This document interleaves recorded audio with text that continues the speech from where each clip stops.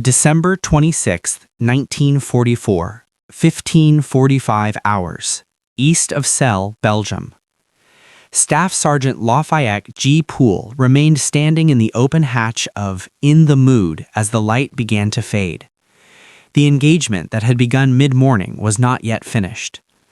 Snow started again just after 3 in the afternoon. It fell in thin, dry sheets, blown sideways by a steady wind that cut across the ridgelines. The temperature hovered well below freezing. The battlefield, if it could be called that, was no open plain. It was a narrow agricultural corridor broken by orchards, stone fences, drainage ditches, and patches of woodland. Every hedgerow was a potential gun line. Every barn could conceal a tank. The 3rd Armored Division's advance had accelerated as reports confirmed the German 2nd Panzer Division was attempting to withdraw eastward.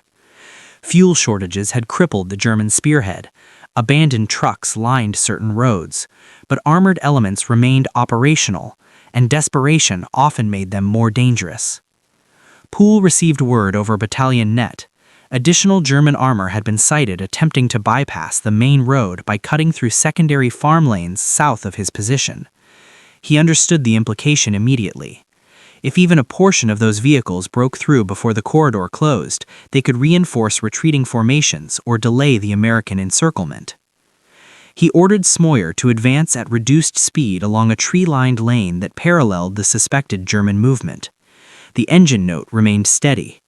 One advantage of the Sherman, rarely discussed outside armored units, was its mechanical consistency. Even in winter conditions, it started reliably. It turned predictably. It did not require extended maintenance halts as frequently as certain German heavy tanks.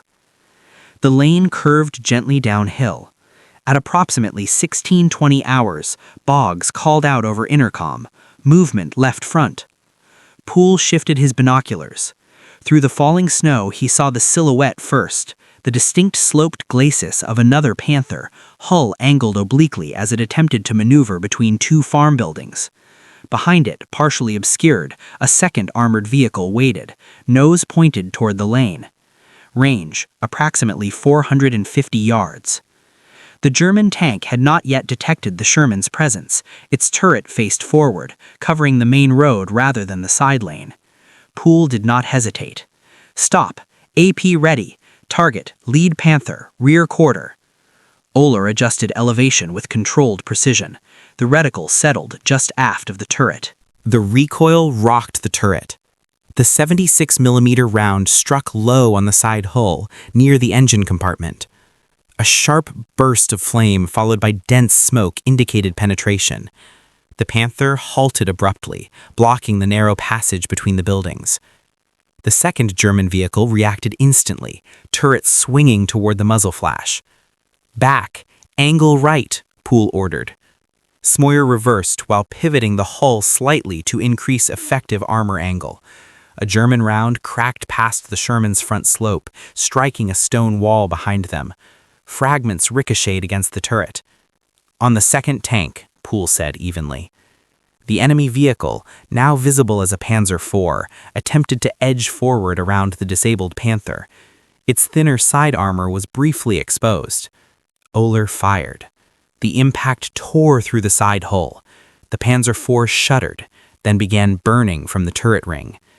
2 more enemy tanks destroyed within minutes. The snow thickened, reducing visibility to under 300 yards. Poole considered withdrawal for resupply, but the battalion net carried urgent reports. Additional German vehicles were attempting to escape through forest tracks north of Celles. The corridor was tightening. American infantry elements were still moving into blocking positions. Until they arrived, armor had to hold the line. At approximately 1700 hours, as twilight settled, Poole repositioned to cover a shallow rise overlooking a tree-bordered road running east-west. He instructed Boggs to switch temporarily to high-explosive rounds for potential anti-infantry engagement. German crews abandoning vehicles were known to set up Panzerfaust ambushes along withdrawal routes. Minutes later, engine noise carried faintly through the trees. Low, steady, multi-cylinder, distinct from the Sherman's radial tone. Through binoculars, Poole identified two more armored shapes emerging cautiously from the woods, both Panthers, spaced roughly 50 yards apart. Range 600 yards. Light conditions were deteriorating. Snow muted contrast. AP loaded, Boggs reported. Poole exhaled slowly. The Sherman's 76mm could penetrate Panther side armor at this range, but frontal engagement remained hazardous. He needed the Germans to expose their flanks. The lead Panther paused briefly at a bend in the road, adjusting alignment before proceeding downhill. In that moment, its side armor presented at an angle. Fire. The first round struck just below the turret. Smoke vented from the rear deck. Before the second Panther could orient, Oehler shifted aim and fired again. The second round impacted near the drive sprocket. The track assembly collapsed inward, immobilizing the vehicle even before fire appeared. German return fire came almost immediately. A round struck the embankment inches above the Sherman's turret, showering the crew with dirt and snow. Reverse 10 yards. Hold. Smoyer complied. Oehler fired again at the immobilized Panther, ensuring it would not recover. Flames intensified, illuminating the falling snow in a dim orange glow. By the time American infantry elements reached the sector, 6 additional German tanks lay disabled along that stretch of road. Combined with the earlier engagements, Poole's crew's tally for the day now reached 13 confirmed armored vehicles destroyed or rendered inoperable in direct engagement. The time was approximately 17:45 hours. Darkness closed quickly. No cheers erupted inside the turret. No celebration followed. Ammunition racks were nearly empty. The engine temperature gauge required monitoring. The crew was physically exhausted, ears ringing from repeated concussions inside the confined turret space. Poole reported ammunition status and requested resupply coordinates. The battalion's forward maintenance teams began marking destroyed vehicles for later inspection. Confirmation procedures required visual verification, burn patterns, penetrations, serial numbers when possible. The frozen ground preserved tracks clearly, aiding reconstruction of the engagements. Meanwhile, German forces east of Celles were collapsing under converging American pressure. Fuel shortages forced abandonment of additional vehicles overnight. The 2nd Panzer Division's attempt to break through toward the Meuse had failed definitively.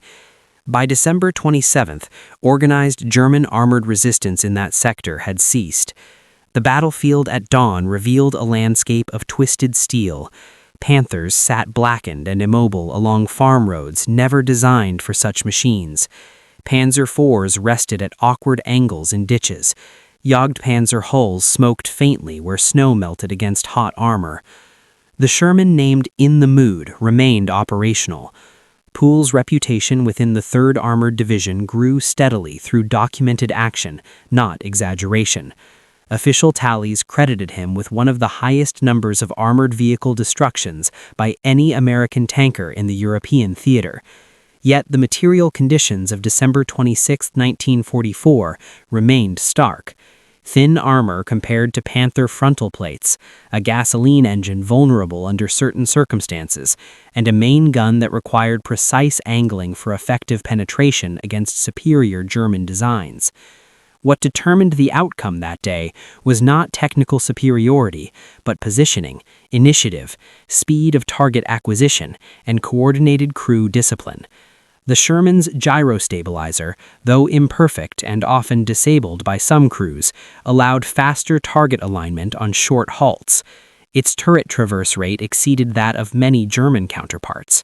Its reliability permitted rapid redeployment between engagements without mechanical delay.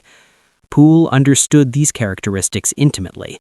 In March 1945, near the town of Kirchhellen in Germany, he would be severely wounded by anti-tank fire, ending his combat career. By then, official records credited him with destroying or disabling over 250 enemy vehicles of various types, including a substantial number of tanks. But December 26, 1944, near Celles, represented a concentrated demonstration of what disciplined armored crews could achieve under extreme operational pressure. The Battle of the Bulge would formally end in late January 1945. German armored forces would never again mount an offensive of comparable scale in the West. The Ardennes marked the beginning of irreversible strategic collapse for Hitler's remaining mechanized formations. The Sherman tank, often criticized in comparison to Panther and Tiger, continued advancing across the Rhine and into central Germany. Its design favored mass production, mechanical dependability, and logistical sustainment, qualities that, over time, proved decisive.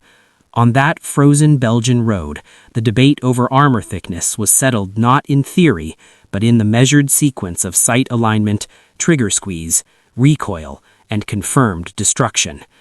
The snow eventually covered the wreckage, but the after-action reports remained.